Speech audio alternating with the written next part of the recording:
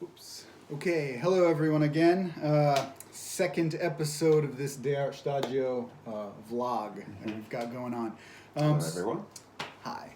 So once again, I'm Henry Thurlow, and this is Arthell Isom.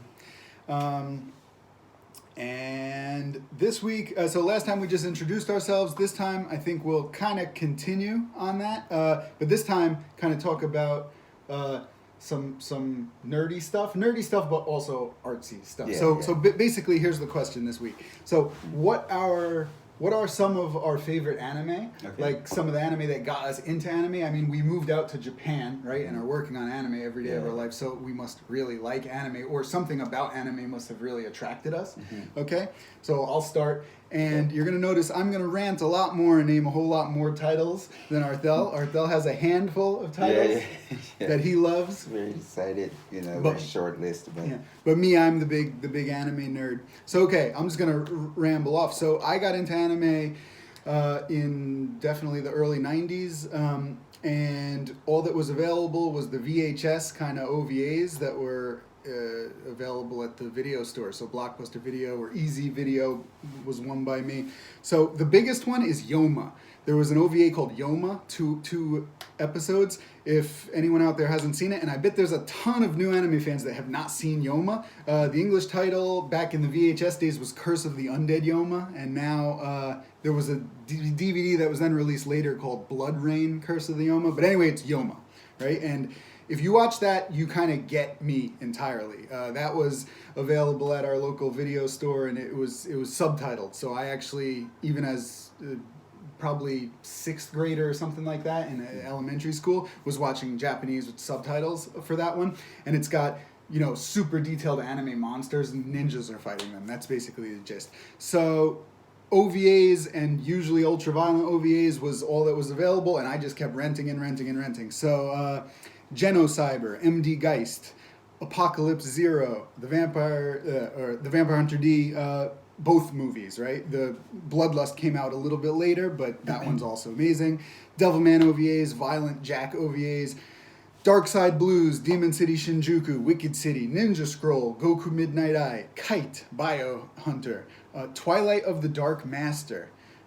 Super crazy detailed. Like story-wise, I don't even know what happens in that one. It's just like two factions fight and then the world ends or something. But it's like 45 minutes. It's also weird timing, but just like crazy detail, like absolute. I don't think Madhouse produced it, but it's like that crazy Madhouse, like 10 layers of shadow, nuts kind of stuff. Legend of Lemnir, of course, Akira, Ghost in the Shell, Giant Robo OVA, Angel's Egg. On TV, I saw on like Sci-Fi Channel, Galaxy Express 39 movies, Dominion Tank Police. I also saw somewhere the Unico, Island of Magic. Anyone that hasn't seen that Unico movie needs to see that. You'd think that's weird that I'm suggesting like a kid's thing, but it's not. It's really not. It's a perfect example of something that like kids can watch and adults can watch, and they really will see different things. Some of these I go back and rewatch, like even in current years. Like I'll put on a couple of these one weekend to rewatch and see if they hold up. And Unico is one that really does. As an adult, like it's kind of deep. Like Unico is kind of tormented by the gods essentially, and like no matter how many people Unico helps, everyone Unico meets forgets about Unico in the end because the gods curse Unico. Anyway, I won't go into the details, but definitely see that if you haven't. Yeah, I definitely suggest it. Anything Nobuteru Yuki ever made. So Record of Lodoss War, Battle Angel OVAs, Escaflowne TV series and the movie, Heat Guy J, Angel Cop, Weather Incontinent, 5-Star Stories. Later on, Paradise Kiss and Towards the Terra. Of course, the X movie. X, that was good. The Satoshi Kon films, they came a little bit later, though, still, even for me. Anything Kazuki Akane has directed. So I named Escaflowne and Heat Guy J already, but then Noin, I love that. He directed some parts of the Gundam 0080 series, which is, I think, probably one of the best Gundam series out there. Birdie the Mighty TV series. As for TV series, Dragon Ball Z, I'm all about that, and Rurouni Kenshin. Those are the two series I'll be like, those are the best. I love those. also the original Hunter x Hunter series. That came a little bit later for me. I watched that in college. It's good fun because that was a series too. So what, you made the film? Yeah. Well, I named a lot of series. Dragon Ball Z, Rurouni Kenshin, and Hunter x Hunter are like those super long, ongoing 100 episode series. So that's they kind of fall into their own little category. You can't suggest that like you can suggest Akira, right? And then finally, I might have named a whole bunch of crazy ultra violent stuff, but yes, I was into some comedies and things like that too. So Golden Boy, the original Tenchi series, that was also on VHS at the local video store. And then there were some OVAs that leaned more towards comedy than they did serious stuff, like Plastic Little was an OVA, and it was pretty funny. So as you can see, I was obsessed with Japanese anime. This was the kind of animation I loved. A long list. And this is just the beginning. I didn't even get into, this is like the fraction of the stuff that I really liked. I also watched 100 things I didn't really love, right? So when I eventually got into the animation industry in the States, I was like, where are these kind of productions? I need to make something like this. This is what I love. And then there was none of it. And, well, that's a whole different story. But eventually I came to Japan, and now I'm finally working on these similar, titles. And but like Henry said, my list is nowhere near as long as that. That was actually longer than I even thought it'd be. That was a pretty long list. Although Henry mentioned a lot of, well, not a lot. I probably even out of the things that Henry just mentioned, I probably only seen handful. Yeah, like only 10% of it or something like that. But a lot of the things that he did mention there, I do really like. And for Angel's Egg is one that I do actually like. Angel's Egg, and that was one of the early ones that was directed by Mamoru Oshii. Yeah, I don't know if that was his first. It might have been his first feature. I don't think it was his first, but I could be wrong on that. It was early though. It was definitely it was really early. And then of course which will then lead me into my favorite animation, which all of you probably know if you've been following just a little bit, because it's the only animation I ever mentioned when people ask what's my favorite animation, but it was also directed by Mamoru Oshii, and that's Ghost in the Shell. And I really like the original film of Ghost in the Shell, so not the TV series. So SAC, standalone complex, not those things. So the original film from 1996, 7? 5? Oh, it was 5. Oh, maybe it was 1995, and then I saw it in 1987 actually. It's my last year of high school, class 97. But so I really love Ghost in the Shell. And then the next thing, and I liked a lot of the films that was done by the same art director, who's Hiromasa Ogura-san, because once I watched Ghost in the Shell, I wanted to watch things that were really similar to it, and at the time I didn't know it was the same art director, but then I realized after I watched the second thing and third thing that it's the same art director, and then I just watched all of his films. So like Last Exile, I really like Last Exile. Like everything about it is amazing. The story is cool. The design, the character designs, and of course the environment, the world design is really great. And then I liked The Wings of Onomayas and the Ninja Scroll. Yeah. And those are all art directed. Interesting. All art directed by Hiromasa Ogura-san. And I liked, but I have those. It's weird because I'm not so like Henry. So Henry's hardcore anime otaku. He. Although it's funny, I wonder where I fall today, because right now I'm not like, My Hero Academia. It's like I watch My Hero Academia and all of these things, but I'm not nerding out about them. I can't wait to get the new figure of that. It's these old ones where I nerd out about. Yeah, to me, I've actually, even then, I never was otaku hardcore. Like I was more of a which is probably why we do different things. So Henry's an animator, I'm a background painter, right, world designer. So I was always more of just like an artist kind of person, and I appreciated anime for the art. Like I really like the art, which is the reason why I like Ghost in the Shell. So I'm actually not into the characters of Ghost in the Shell. I like the background, the world design, the use of light, color. I like those things.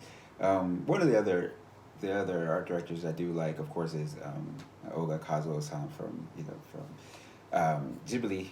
I do like the way he deals with things too. My favorite animation from Ghibli is actually Mimio so Masuba. I don't know. Whispers of the Heart. Oh, is that the English title? So Whispers of the Heart is my favorite from Ghibli, and I liked animation for that. I liked the art. I liked that how it wasn't just for kids, and it it was very realistic. Again, and at that time, that had a big impression on me because, of course, at the time they were in America, it was all Warner Brothers and things like that. So everything was very stylized. Which I love stylized things too. But that, of course, that's such a difference. Yeah. Like where you put those two next to each other, it's like, wow, this is crazy. So it was just something that I had never seen. So I wanted to. I liked those things, and even in art. So I like Hiromasa Ogura-san's like use of light and color, similar to my favorite Italian artist, who's Caravaggio. So same thing. Like the Tenebrist, like his use of light and shadow to develop for the Dutch painters did the same thing. So I kind of come from that angle. Well, it's interesting because I was just obsessed with anime in general, and then I was like, I need to get involved with this. I think certain aspects of just a handful of productions really just you were drawn to. So you don't have a giant list of like, oh, I nerded out over a million things, but those handful of things are like super inspired you. Yeah, and it's like, exactly. To the point of I need to move to the other side of the planet. For these few productions. I love the background art production of them so much, like to a crazy level. So one other quick question before this video's up is, so we just named stuff that we really like. Of the stuff we've worked on, I've lived in Japan for over 10 years now, worked in the anime industry for maybe 6 or so. It took me a few years to get into the industry once I moved out here. You've been in the industry over 10 years, I'm sure, at this point. So in that time, is there a couple productions that you're most proud of? So finally, after cracking into the industry, what did you get to work on where you said, yes, I did it? So I'll start. To be honest, Sound and Fury for me. The what is it? The anthology piece that we just finished and produced here, because I've always wanted to take control of the story. Anime storylines are also something that I really love. Like, it's not just the artwork, it's like how the stories are playing out and what's happening and what's being shown on screen. So of course, to have such control over something as we did in Sound and Fury, that was for me personally the biggest achievement. But if the fans out there want to hear just nerdy stuff, I would say Tokyo Ghoul, JoJo's Bizarre Adventure, One Piece, because I'm such I really like those as a fan. So to get to work on something that I like as a fan, but then also be a part of it is really awesome. Specifically, the Tokyo Ghoul OVA. I only worked as an in-betweener animator on it, a Dogamon on it, but I did a lot. We produced the Tokyo Ghoul OVA, the Jack OVA, over the course of like a year. Like, it was a nice long schedule for that one, and I kept getting in-between sequence after in-between sequence throughout the year. I probably maybe did like 50 sequences myself or more, and that one OVA is like really pretty good quality. It's kind of like the old OVAs that I just listed off. So maybe I really like that I got to be a part of that OVA. That really was just like the old stuff that I worked on. And similar, of course, well, it's similar to Harry. Of course, I was really excited to be able to be a part of The Sound of Fury, which is the Netflix original. And for the same reasons, actually, just because we got a lot of control, we got to come up with the story, we got to come with, we weren't only just the technician, like the artist on that. We were truly the creators of our segments. So that was really great. And then but then this is, I guess, where we're different from Harry, because I actually don't, because I'm not like a fan of titles, so I don't nerd out about that. But what I do nerd out about is getting to work with people that I'm really willing to work with. So of course, I got to work. So my first job in Japan was under the art director of Ghost in the Shell, right, which was Hiromasa Ogura-san. So he was my shisho. I don't know how to say it in English. Mentor. I don't know. Like mentor. It has a different meaning. But, it's like the person who trains you, kind of, right? And they used to do this, back in the days with the Italian artists and things. You would have the person who just kind of guide you. But because I got to work for him, I really liked that, and so everything that I worked for, that I got to work on underneath Ogura-san was amazing to me. And then but I also got to work on a short piece, which is by Oh yeah, that's probably it for you. That's the yeah, one you kind of Otomo. brag about the most. Yeah, I think. Otomo Kazuo-san. Like, and I really, really like Otomo Kazuo-san's work, and Katsuhiro Otomo. yeah, Kazuo. I'm like getting these names mixed up now.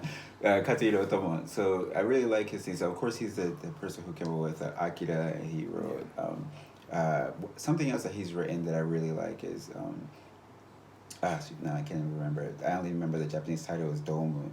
I don't know what the English title of that is. It's probably the same. That's probably just the title. Yeah, I of think the it's just manga. Domu.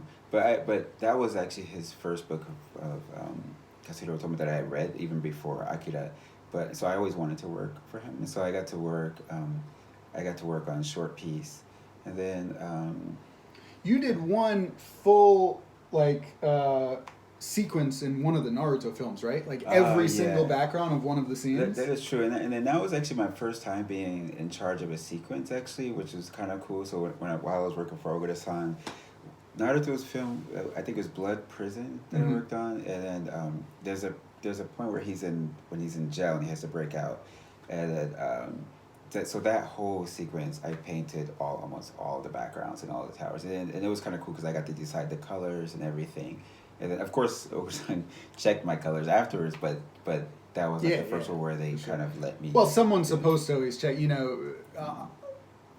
Online people like to see unchecked art often, but to be honest, checking is part of the process. The director, if they're doing their job, is supposed to grab it and change some stuff. Yeah. So this video's already gone long, so let's call it a wrap this time. For today. And we'll see you next week. See you guys next week. Thanks for tuning in. Later.